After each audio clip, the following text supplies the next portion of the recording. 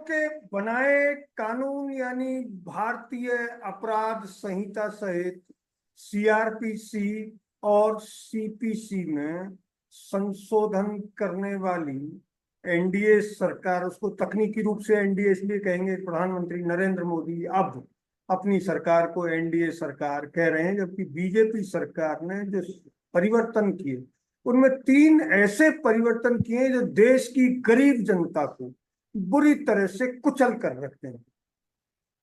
नई भारतीय न्याय संहिता में वाणिज्यिक अपराध, पारिवारिक विवाद और चिकित्सकीय लापरवाही यानी डॉक्टरों की लापरवाही से होने वाली मौतों पर ऐसा प्रावधान किया गया है कि गरीब व्यक्ति डॉक्टरों के हाथों मारा जाएगा और डॉक्टर कानून की निष्क्रियता पर या कानून के हाथ बंधे होने पर राक्षसों की तरह अट्टहास करेंगे।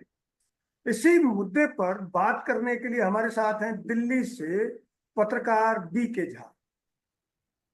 ये पूरा मामला दिखने में बहुत सामान्य सा लग रहा है, लेकिन इसके जो रिपरकेशंस यानी जो परिणाम आएंगे वो भारतीय गरीब जनता को इतना परेशान करके रख देंगे कि उसके लिए न्याय पाना आईपीसी के प्रावधानों के विपरीत और भी कठिन हो जाएगा।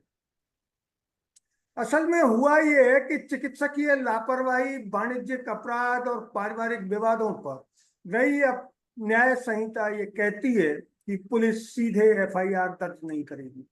पहले पुलिस प्राथमिक जांच करेगी और प्राथमिक जांच में यदि मामला बनता है तो फिर वह एफआईआर दर्ज करेगी। भारतीय पुलिस दुनिया की भ्रष्टतम वर्दीधारी बलों में से एक है। वह अभी भी गरीबों के लिए अंग्रेजी मानसिकता के अनुसार गरीबों के साथ व्यवहार करती है। उसी व्यवहार से जो चिंताएं उभर कर आ रही हैं, उन चिंताओं पर पहला सवाल हम बीके झा से करते हैं कि जब डॉक्टरी लापरवाही से किसी की मौत होगी और पुलिस उसको प्राथमिक जांच के नाम पर मामले में साक्ष्य नहीं होने का दावा करके रफा दफा कर देगी, क्या ये ठीक रहेगा? बस इसमें हम देखें तीनों को हम मामलों को साथ लेके चलें, जैसे इकोनॉमिक ऑफेंस है, डोमेस्टिक वायलेंस है और मेडिकल नेग्लिजेंस है। तो तीनों ही मामले में है कि इसमें दोनों तरफ से हमें देखना पड़ेगा, बैलेंस करके देखना पड़ेगा। एक तो ये है कि हम ये कहते हैं कि यदि 14 दिन इन्वेस्टिगेशन और उसके बाद फिर जाके एफआईआर हो, इससे सबसे पहला सवाल ये उठता है कि क्या इससे जस्टिस डिले नहीं होगा। हमने देखा है कि जेल में बैठे इकोनॉमिक ऑफेंडर वहां से अपने एविडेंस को ट्रायल के दौरान वो उसको अ, उस पे असर डालते, इन्फ्लुएंस करते हैं। तो 14 दिन का टाइम तो बहुत ही होगा अब किसी भी ऑफेंडर के लिए कि वो मैनिपुलेट कर सके। और इन 14 दिनों में एविडेंसेस के साथ को इन्फ्लुएंस करके उसको तोड़ मरोड़ के अपने फेवर में करके अपराधी बच सकता है। ये तो पहला है। दूसरा कुछ हमें ये देखना होगा कि अब इस प्रोविजंस को लाने का मकसद ये रहा है कि तीनों मामले में काफी मिसयूज भी अ, हो रहा था। तो अब इसमें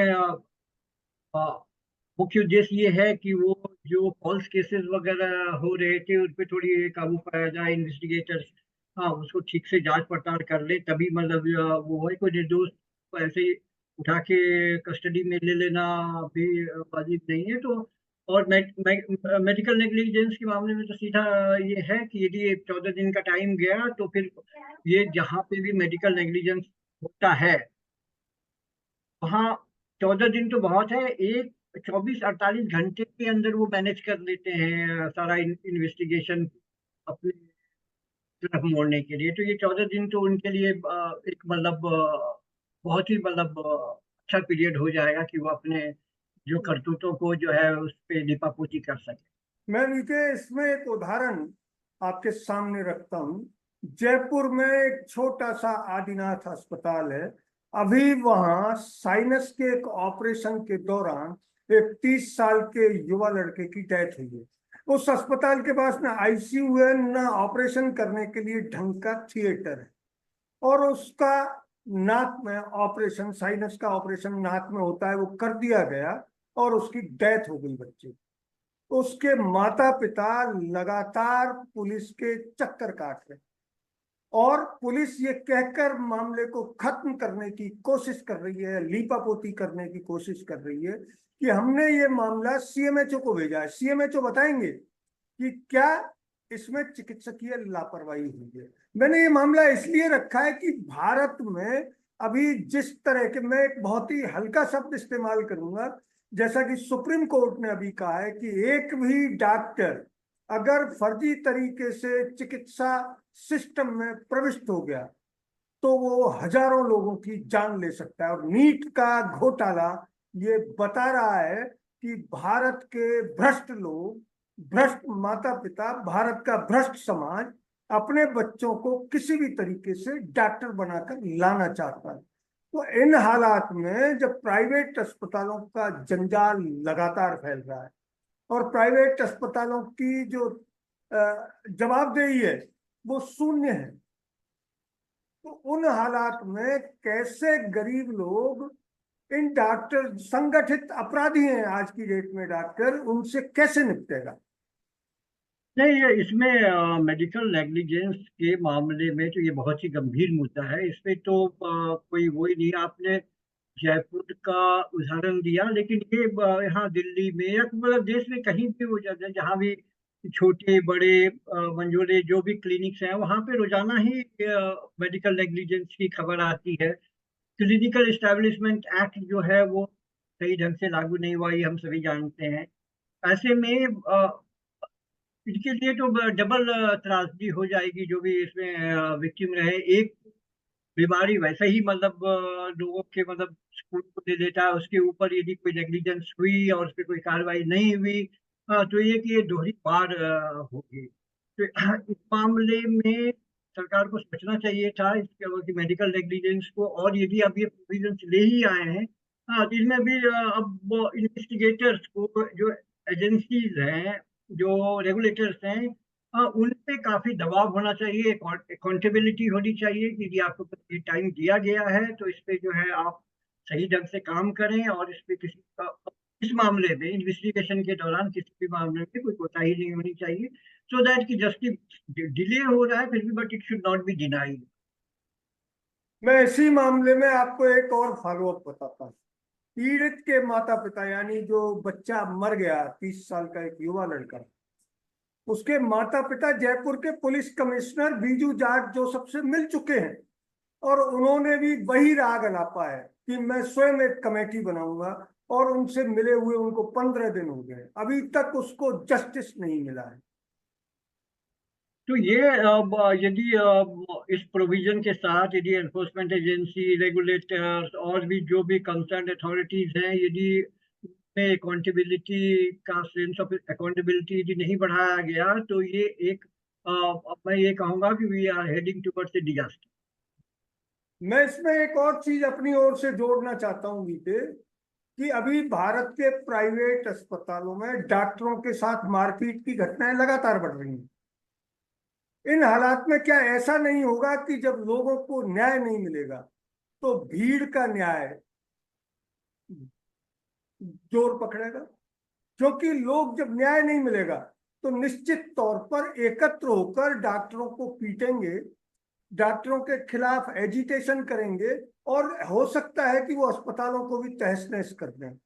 ये नहीं, सिर्फ, तो इसके हाँ बताएं। इस मामले में तो सरकार ने पिछले उनका सेफ्टी नेट को बढ़ाया है। इस मामले में ऐसा यदि हो नेग्लिजेंस हुई और तोड़ फोड़ हुई, डॉक्टरों की पिटाई हुई, तो डॉक्टरों को पिछले कुछ सालों में इनके सेफ गार्ड्स के लिए तमाम उपाय किए गए हैं। तो मुझे ये नहीं लगता है कि इससे यदि नंबर बढ़ने, केसेस बढ़ने से डॉक्टरों पे एज सच कोई मार पड़ेगी।